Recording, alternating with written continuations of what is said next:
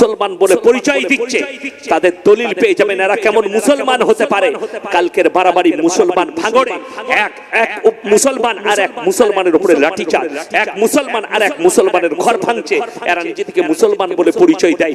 আমি বলে দিচ্ছি হাদিসের ব্যাখ্যায় এরা আমার নবীজির উম্মতি হতে পারে না। লিখে নিয়ে যা, কখনো না।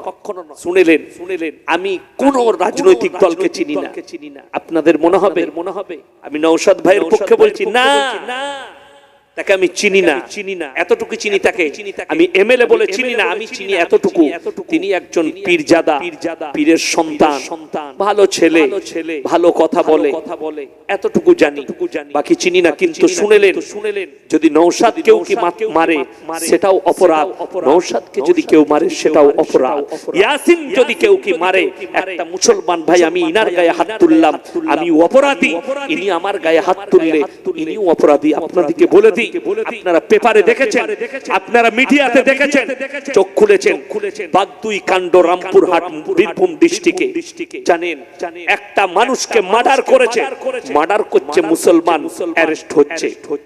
একজন মার্ডার করেছে, মার্ডার হওয়ার পরিপ্রেক্ষিতে 11টা পরিবার আর 11টা বাড়িকে জ্বালিয়েছে। 11 আর একে কথা হলো 12টা পরিবার শেষ। এই 12 জন পরিবারের পরিপ্রেক্ষিতে কমপক্ষে 40 জনকে অ্যারেস্ট করেছে সিবিআই। 40 আর 12 কত? 52টা মুসলিম পরিবার শেষ। মারছে মুসলমান, মরছে মুসলমান। এদিকে মুসলমান বললে আপনার ইমানের খাতরা হয়ে যেতে পারে। আমার মতো মৌলবি আমি বলতে পারবো না। কেন? এক মুমিন মুসলমানের কষ্ট হলে আর একটা মুমিন মুসলমানের কষ্ট হবে। আপনার কষ্টতে আমার কষ্ট হবে।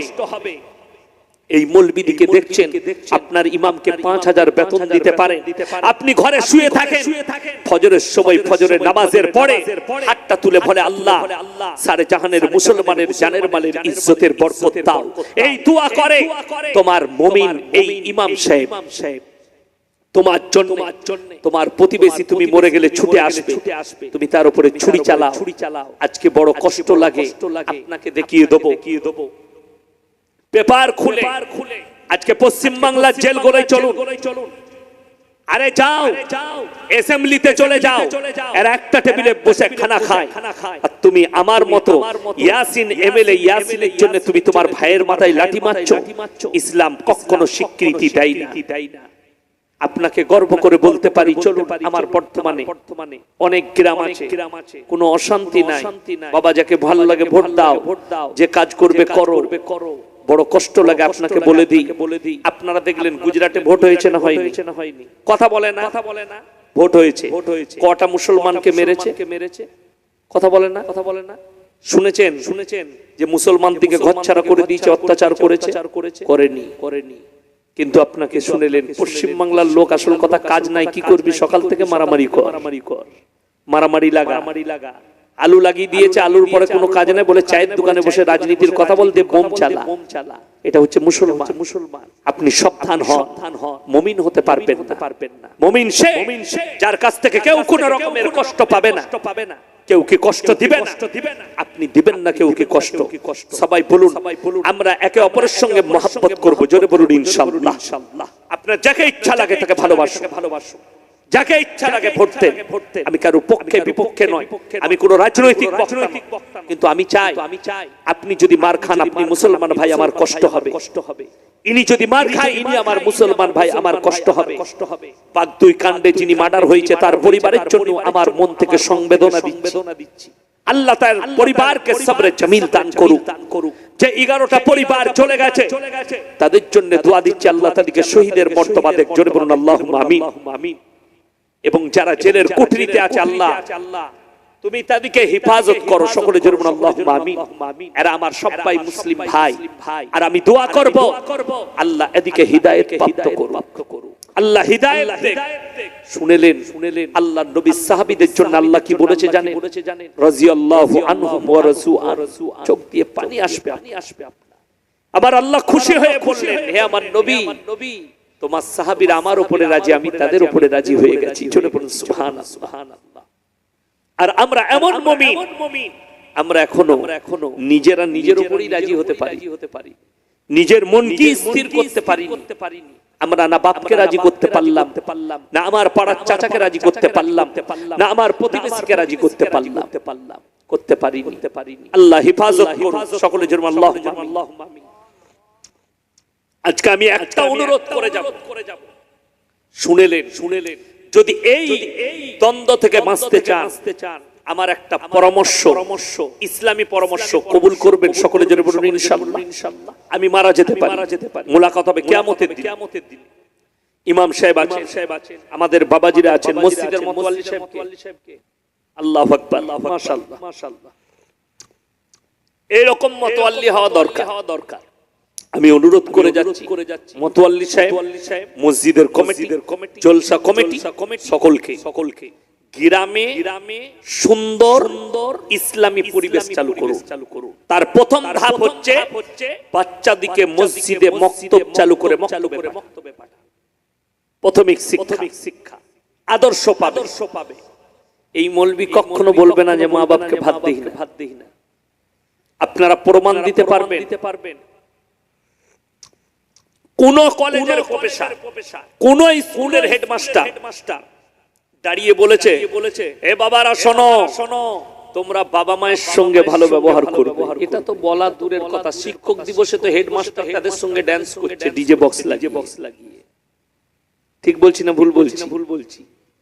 আমার মাদ্রাসায় চলুন, অতগুলো ছাত্র আছে, আমি কেউকে এক ঘাও মারি না, বিশ্বাস করুন। আমার প্রথম জীবনটা যা কেটেছে, যারা আমার কাছে পড়েছে আমাকে বাঘের থেকে বেশি ভয় করত, বাঘের থেকে বেশি।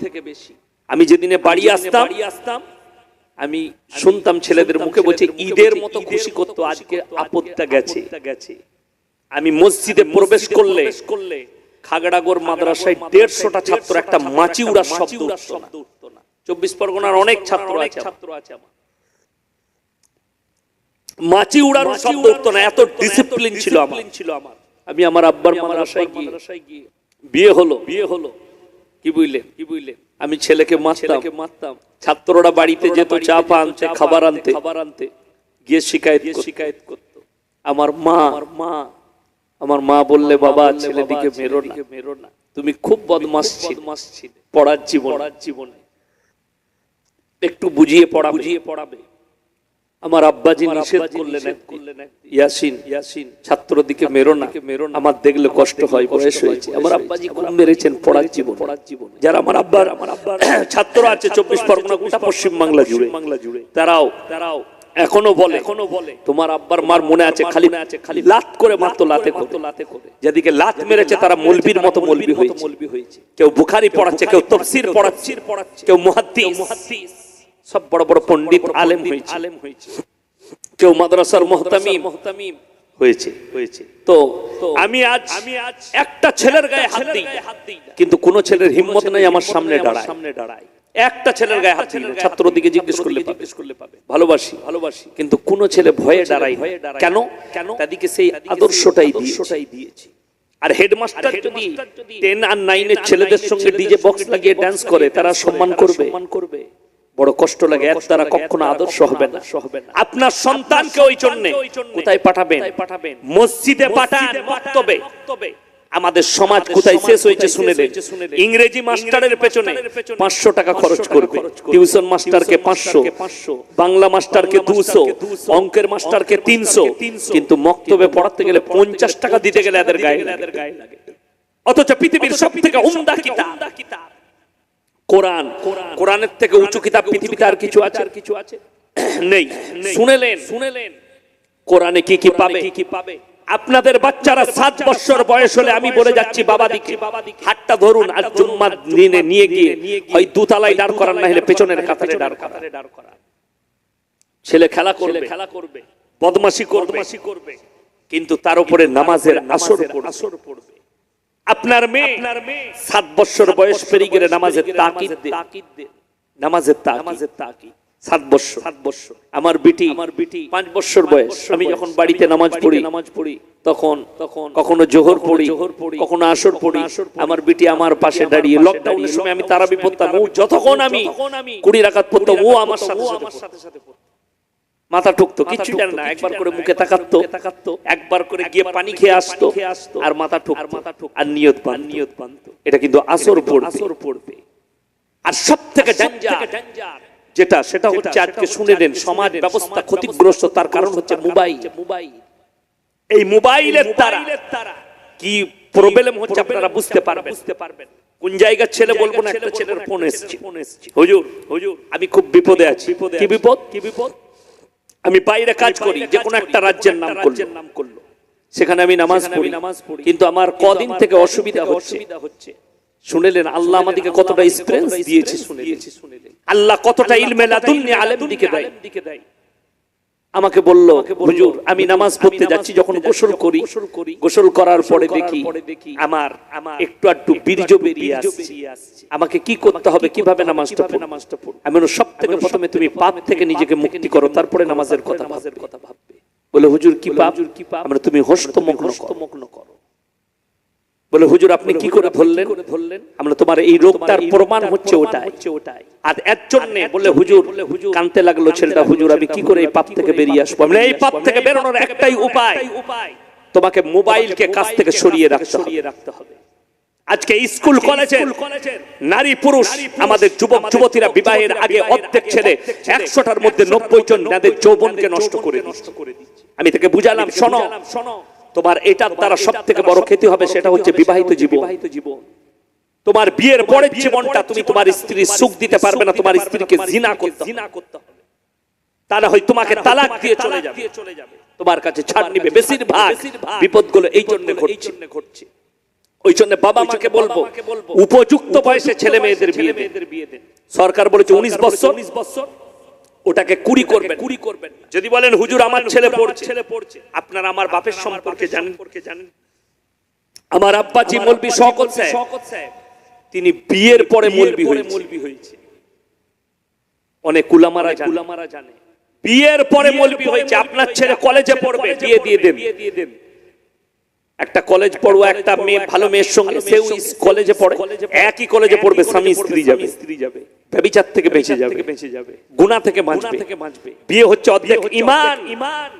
শুনেলেন আমরা যে পাপগুলো করি, যদি বলেন হুজুর পাপ থেকে কি করে বাঁচবো, এর অর্ধেক 100টার মধ্যে 95টা পাপের জন্য দায়ী হচ্ছে আমাদের চোখ।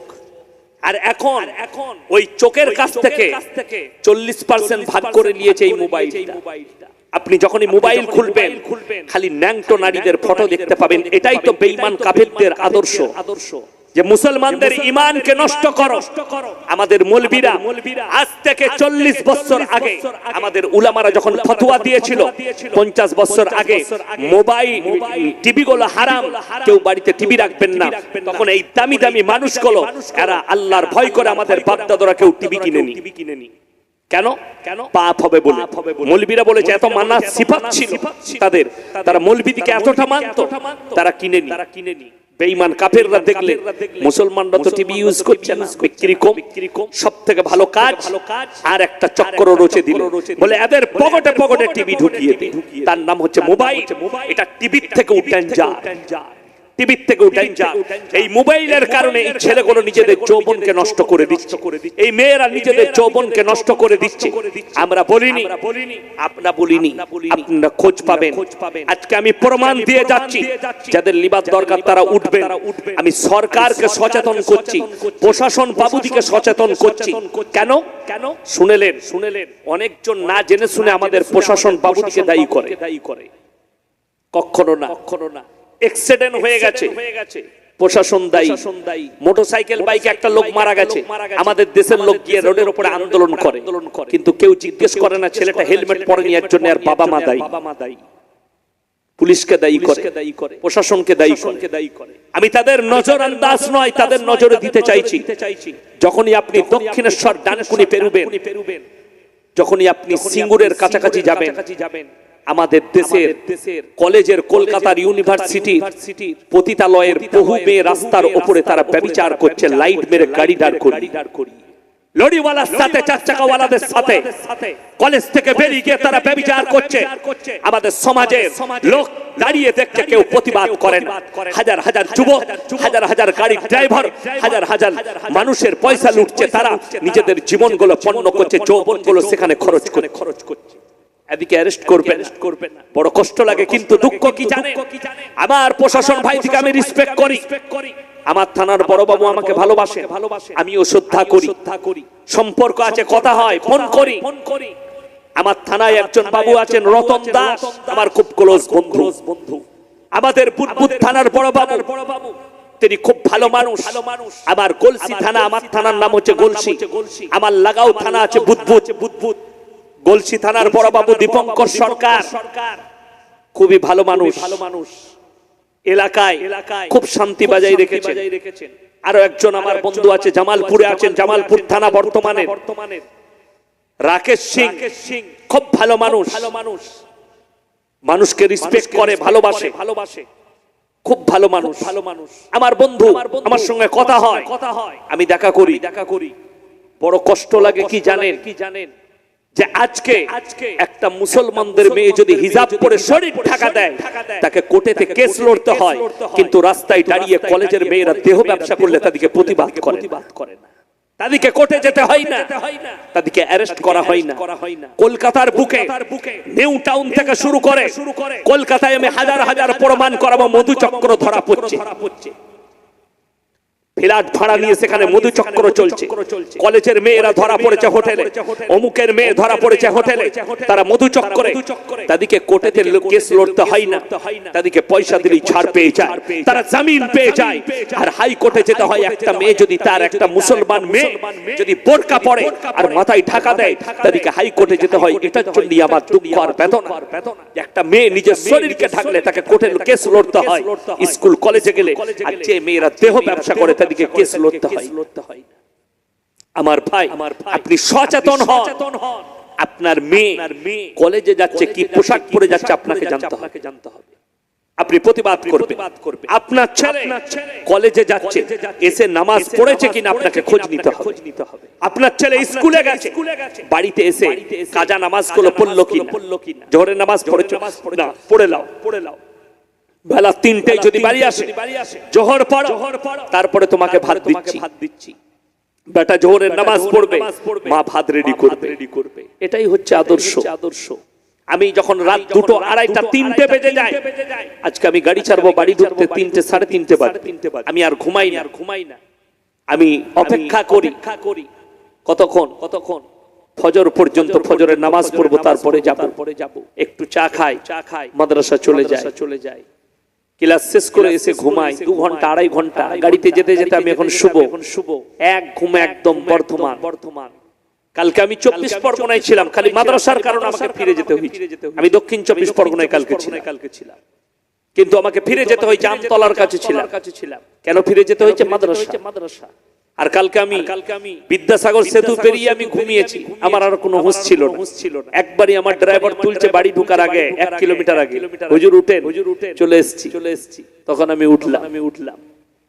বড় কষ্ট লাগে। আপনি যদি সচেতন না হন, আপনার সমাজ ব্যবস্থা ভেঙে পড়বে। বেঈমানরা যেভাবে চক্র রচে দিয়েছে আপনার বিরুদ্ধে, আপনি অনুভব করতে পারবেন কি চক্র রচেছে, আপনি ভেবে উঠতে পারবেন না। শুনেলেন একটা বড় চক্র